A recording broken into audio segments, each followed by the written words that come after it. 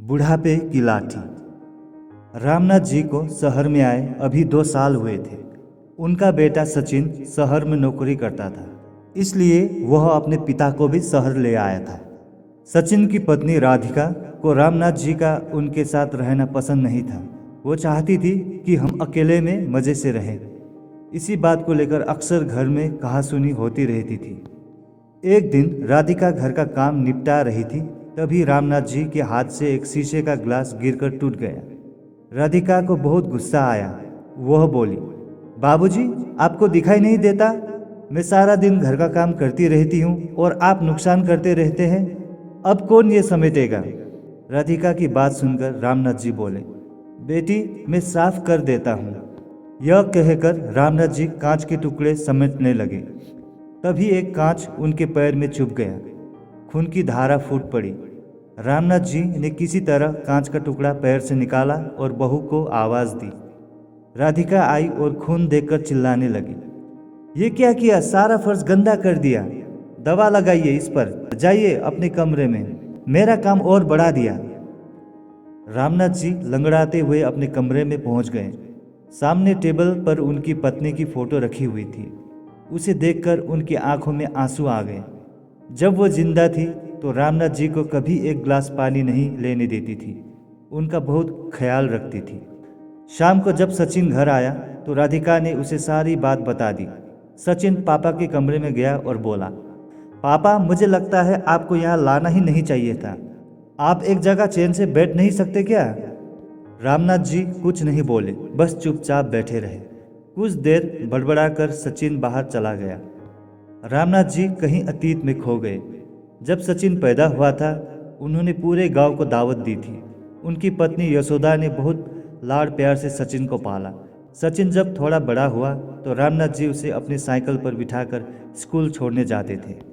गांव से दूर बड़े से स्कूल में उसका दाखिला करवाया था। दोपहर को खेत में काम करते करते हमेशा घड़ी देखते रहते थे।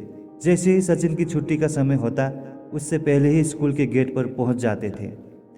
सचिन को घर पर छोड़कर फिर साइकिल उठाकर भरी दोपहर में खेत पर जाते और रात तक मेहनत करते थे।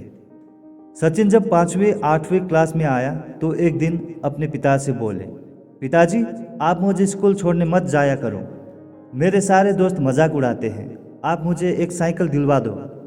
यशोदा जी ने बोला, अच्छा, अपने बाप के साथ जाने में शर्म आती है? कोई साइकिल नहीं मिलेगी, जाना है तो पैदल जा। रामनाथ जी ने सचिन की बात को समझकर उसे साइकिल दिलवा दी। धीरे धीरे वो पढ़ लिख गया और शहर जाकर नौकरी करने लगा। रामनाथ जी से अब काम नहीं होता था। सचिन हर महीने कुछ पैसा भेज देता था। एक दिन सचिन गांव आया और उसने बताया कि उसने एक लड़की पसंद कर ली है। वो दोनों शादी करना चाहते हैं, लेकिन वो आप लोगों को शादी में नहीं बुला सकता। शहर की शादी में आप लोग सही नहीं रहेंगे। यह बात सुनकर रामनाथ जी और यशोदा का दिल टूट गया। यशोदा ने तो कुछ ही दिन बाद बिस्तर पकड़ लिया। 2 महीने बाद सचिन राधिका को लेकर गांव आया, लेकिन एक ही दिन रुककर वापस जाने लगा। रामनाथ जी ने उसे कहा, बेटा, कुछ दिन रुक जा, शायद तेरी माँ की अंतिम घड़ियाँ आने वाली हैं। कुछ दिन तुम लोग साथ रहोगे तो उसे अच्छा लगेगा। सचिन ने कहा, पिताजी, राधिका नहीं रुकेंगी, उसे गांव पसंद नहीं आ रहा है। दोनों चले जाते हैं। कुछ दिन बाद यशोदा जी अपने बेटे को याद करते करते दम तोड़ देती है। उस समय सचिन और राधिका दोनों 13वीं तक रुके थे। फिर रिश्तेदारों के कहने पर सचिन अपने पिता को शहर ले आया, लेकिन अब दोनों उनसे परेशान हो चुके थे। रामनाथ जी को अब कोई ठिकाना भी नहीं था। गांव का मकान और खेत सचिन ने बेच दिए थे। उसी पैसे से उसने एक फ्लैट खरीदा और किराए के मकान से उसमें आ गया था। एक दिन शाम के समय रामनाथ जी उदास एक पार्क में बेंच पर बैठे थे। उनके जीवन का अब कोई मकसद नहीं था। तभी उन्होंने देखा 3-4 उनकी उम्र के लोग वही पार्क में बैठे हंस रहे थे। सभी एक दूसरे से मजाक कर रहे थे। रामनाथ जी को ये देखकर अपने गांव की याद आ गई। गांव की चौपाल पर वे भी गांव वालों के साथ अपने दुख सुख बांटते थे। इसी बीच किसी की आवाज़ से उनका ध्यान भटका। उन्होंने नज़र उठाकर देखा तो उनमें से एक सज्जन उनके सामने खड़े थे। वे रामनाथ जी से बात करने लगे। उन्होंने अपना नाम राजेंद्र बताया। उन्होंने कहा, आप भी बहू बेटे से परेशान हो? रामनाथ जी ने कहा, नहीं नहीं, ऐसी कोई बात नहीं है। ये सुनकर राजेंद्र जी हंसने लगे।